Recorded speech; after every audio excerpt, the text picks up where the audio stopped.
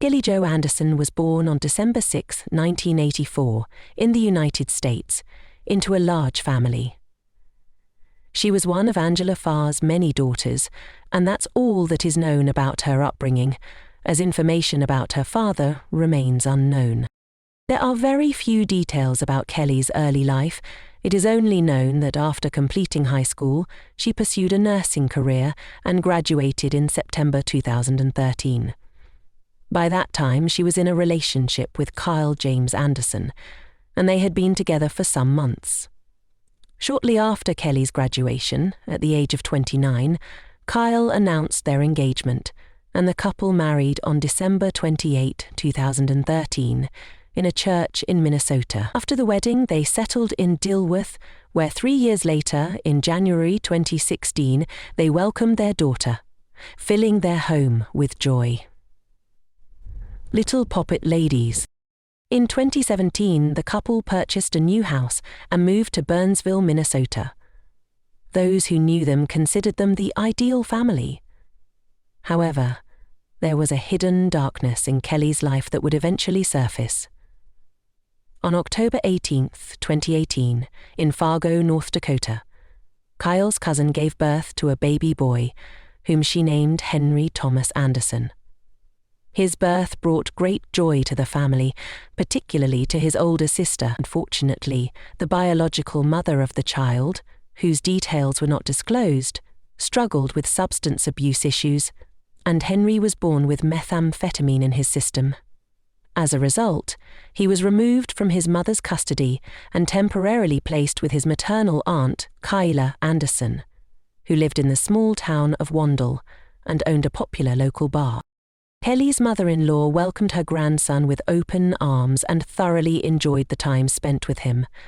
Soon, the baby became the center of attention in the family, with everyone having something kind to say about Henry. He was described as vibrant, full of life, love, and joy. His sweet smile and sparkling eyes reflected his appreciation for toys, the moments he shared with his grandmother, and his bond with his oldest sister, all of which brought immense happiness and tenderness to his loved ones. Although his grandmother adored him and was fully content taking care of him, she knew that her age would make it difficult to provide full-time care. However, her worries were eased when Kelly offered to help by taking care of Henry on evenings and weekends. After several weeks, Kelly went a step further and proposed to the boy's grandmother that she and Kyle adopt him. Kelly was convinced that his arrival in their lives was a sign of divine intervention, as she and her husband had been wanting another child. They decided they would name him Henry. Most of Henry's extended family was willing to welcome him into their homes, but all agreed that Kyle and Kelly were the best choice to care for him. They had a young daughter who got along wonderfully with Henry, access to a top-notch daycare nearby, and both had stable jobs and good incomes, making them a strong and capable family for the boy. Everyone was excited that little Henry would be well cared for and remain close to the family, allowing them to watch him grow. The adoption process seemed relatively straightforward, with a not-so-rigorous evaluation under Minnesota law. Under the law, those wishing to become adoptive parents must complete several steps before being approved for a license. They must first contact the state's foster care network and select an agency. Then, they submit an application for child placement, along with a personal data sheet that requires answers to questions about drug and alcohol use, health, mental health, criminal history, and any previous involvement with social services or child protection agencies. After this initial step, a background check is conducted for all household members aged 13 or older. Additionally, a social worker assesses the household through visits and interviews with each member. Only after passing all these stages is the license granted. Kyle and Kelly successfully completed this process and received their temporary foster parent license while the adoption was underway. This allowed Henry, by then 6 months old, to join the Henderson home in April 2019. everything seemed to be going well. Henry adjusted perfectly to his new life, and Kelly kept the rest of the family informed of his progress through text messages. Every weekend, Henry spent time with his grandmother, Kyla, and during the rest of the week, he stayed at the Andersons' home. He attended a nearby daycare center, where the caregivers did not notice anything unusual. However, family members observed that Henry sometimes had bruises and bumps, but Kelly's explanations were convincing, as she claimed that young children often hurt themselves while learning to move and walk. On one occasion, Henry suffered a broken leg, but Kelly provided an acceptable explanation for the injury. The family was so pleased with Henry's integration into their lives that Kyle and Kelly began planning his official adoption for the summer of 2020. However, in the spring of that same year, an alarming incident occurred when Henry was airlifted to the hospital after nearly suffocating on a wet wipe that somehow got stuck in his throat. Throughout this time, Kelly kept family members updated on the child's progress, but some of the messages she sent seemed strange.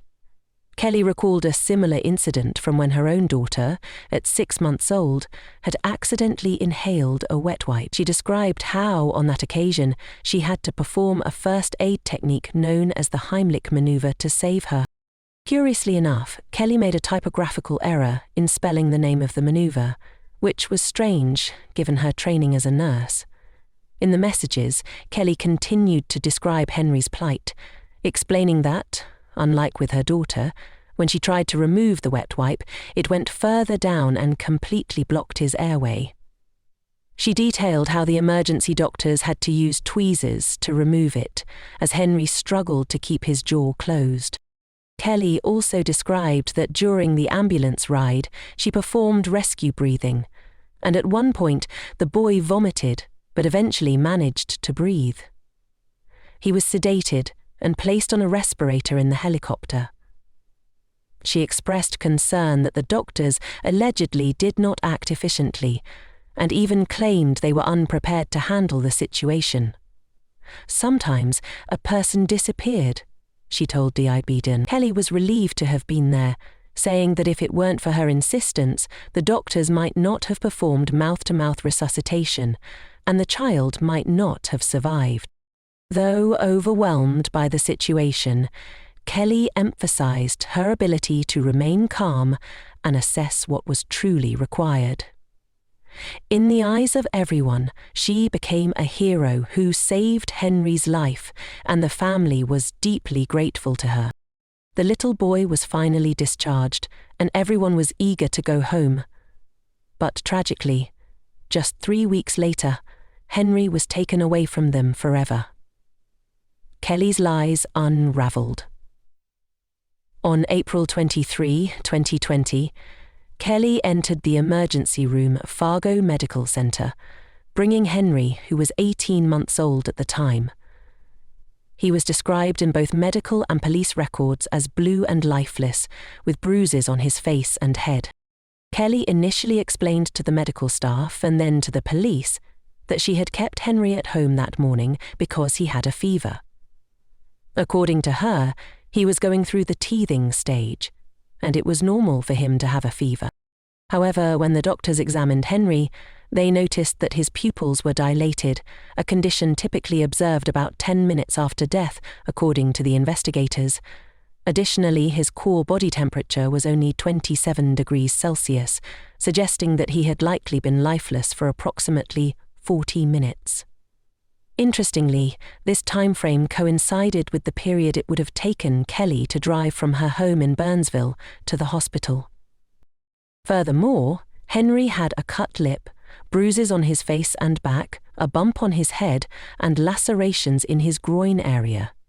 The attending doctor noted that these multiple injuries were inconsistent with the explanation Kelly had provided. As a result, he notified the Burnsville Police and Clay County Sheriff's deputies to investigate a potential case of child neglect. The officers visited the health center where they spoke with Kelly. She explained that the child had a habit of self-harming and would throw himself on the ground. She also told them that she had left Henry home alone for a few minutes that morning while she took her daughter to a nearby daycare center.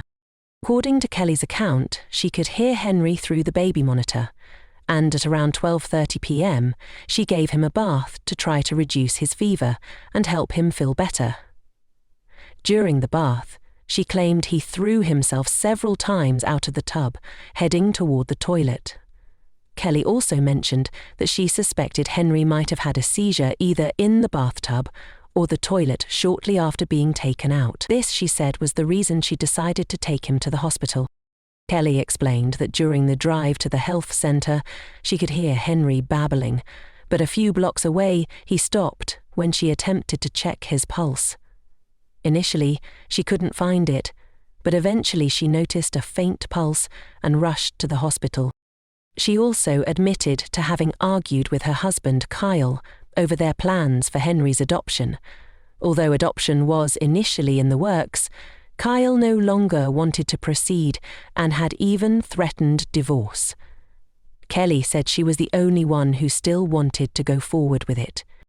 The investigators then questioned Kyle, who was working when Henry was brought to the hospital. He explained that the last time he had seen the boy was around 7:30 p.m. on the night of April 22, just before he retired to the garage to do some carpentry. According to Kyle, he had played with both Henry and his biological daughter before leaving. He told investigators that Kelly seemed upset by the attention he gave to the children that night. Kyle recalled giving Henry a bath, noting that he had taken on the responsibility of grooming the child because Kelly had complained that it was a chore. When informed of the injuries, Kyle expressed doubt that the boy could have caused them in the way Kelly described, especially since Henry had never had a seizure before. The doctor's statements, combined with Kyle's, called Kelly's bizarre account into question. As a result, detectives applied for a search warrant for the Andersons' home, which was executed for more than 12 hours. During the search, experts found no evidence supporting Kelly's story about being able to hear Henry through a baby monitor while dropping her daughter at daycare. In fact, no monitor was found in the house. This lie, combined with the inconsistencies in her statements, led to Kelly's arrest. She was initially charged with felony neglect and booked into the Cass County Jail in North Dakota. At 6 a.m. on April 24th, doctors officially declared Henry's death. His body was taken to the Ramsey County Coroner's Office, where an autopsy was performed. The analysis confirmed that there were multiple injuries to his body, including to the head, face, arms, chest, back, legs, hands, feet, and genitals, as well as internal injuries. The medical examiner determined that the cause of death was asphyxia, associated with blunt trauma, and the case was therefore classified as a homicide. Monday, April 27, charges were officially filed against Kelly. She was arraigned in Clay County District Court, where she was charged with neglect and second-degree murder. The next day, she was extradited to Minnesota and jailed in Clay County on a $1 million bond. The Minnesota Bureau of Criminal Apprehension assisted in the investigation, alongside the Barnesville Police Department. One of the most controversial elements of the case was that while Kelly was in jail, on April 25, 2020, her foster care license went into effect for the child allegedly taken from her by her husband. He filed criminal charges to initiate divorce proceedings, citing her inability to cover the court costs, and the marriage was officially dissolved on May 19, 2021. In the aftermath of Henry's death, his family tried to defend his reputation on social media by posting comments on several articles about the case. One woman even blamed the boy for his own injuries, suggesting that he had mental issues due to his biological mother's methamphetamine addiction. This claim was refuted by Kyla, who said that her grandson never displayed any altered behaviors. Sarah, a cousin, also spoke in defense of Henry. Shortly after Henry's death, his relatives began raising funds to build a playground in his honor in Wandle, aiming to bring joy to other children in memory of the young boy. While they acknowledged that the grief over the loss of the little one would never fade, Henry's family found some comfort in knowing that they could contribute to the happiness of other children. Sarah launched an initiative called 50 States for Baby Henry, where she sold T-shirts to generate support across the country. This not only helped raise thousands of dollars for the playground, but also served as a tribute to Henry. The family, burdened by guilt, dedicated themselves to honoring his memory and leaving behind a positive legacy. Meanwhile, Kelly faced the legal consequences of her horrific actions. In January 2021, she appeared via video conference for a pre-trial hearing. During the arraignment, she waived the general hearing, and a settlement conference was scheduled for May of that year, with an abbreviated one-week trial to follow. The second-degree murder charge carried a penalty of up to 40 years in prison. However, Clay County prosecutors requested an aggravated sentence, arguing that Henry's death resulted from a brutal attack and that 4 aggravating factors were present: the child's vulnerability due to his young age, the viciousness of the assault, the trust placed in Kelly as a foster mother, and the fact that the assault occurred in a private setting. A hearing to consider this motion took place on April the 12th, where prosecutors emphasized that, based on the injuries, Henry likely experienced severe pain during the attack. In her deposition, Kelly insisted that the toddler was breathing heavily during their trip to the hospital, despite evidence suggesting he was already lifeless upon arrival. The coroner expressed particular concern about the injuries to Henry's genital area, suggesting they were more consistent with physical abuse than with Kelly's account. Kelly's attorney, on the other hand, planned to argue that she had been intoxicated by drugs she voluntarily consumed, which allegedly affected her temperament. Nodding Wince allayed. However, on May 3, 2021, just a week before her trial was set to begin, Kelly pleaded guilty to second-degree murder. During her plea, she broke down in tears as she explained how she had struck Henry after becoming frustrated with an injury to her mouth.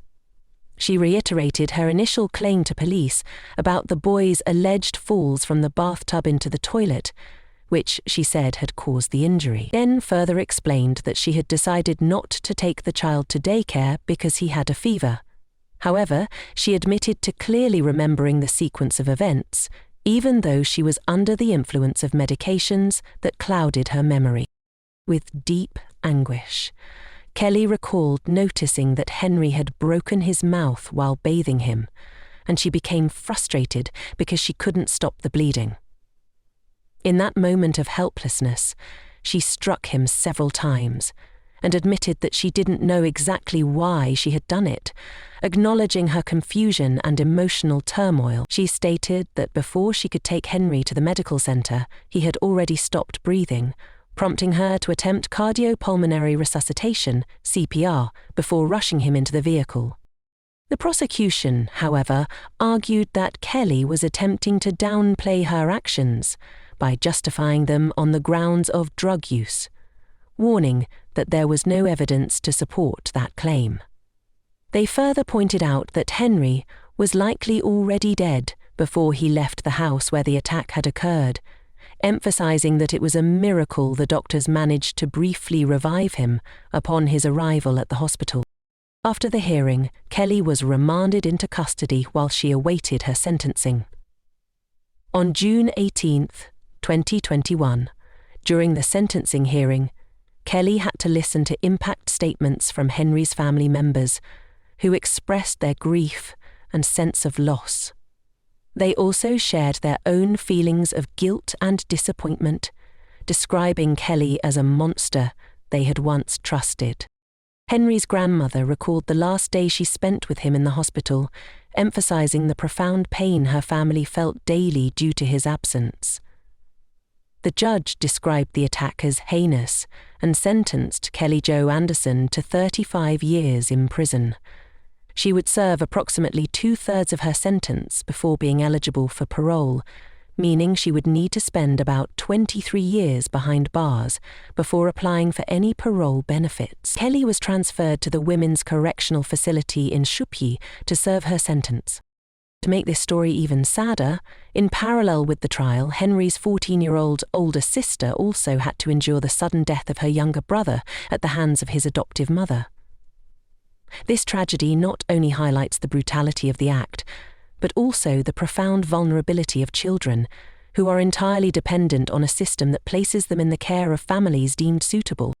In this case, Kelly was positively assessed and authorized to take care of Henry, but something clearly went wrong in the evaluation process, and ultimately it failed in selecting the right caregiver.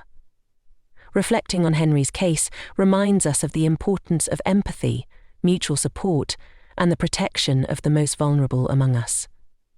It should serve as a call to action to create a safer, more loving environment for all children. As we come to the end of our investigation today, we want to know your thoughts. Do you believe justice was served? What do you think of Kelly's selection as an adoptive mother? We look forward to reading your comments. Your opinions are incredibly valuable to us. Remember to always share them with the utmost respect for the victim, other viewers, and us as we read them. Thank you for being with us on this journey. Like and subscribe if you aren't already a subscriber. Don't forget to share this video if you think someone you know might be interested. See you next time for another criminal investigation. Goodbye.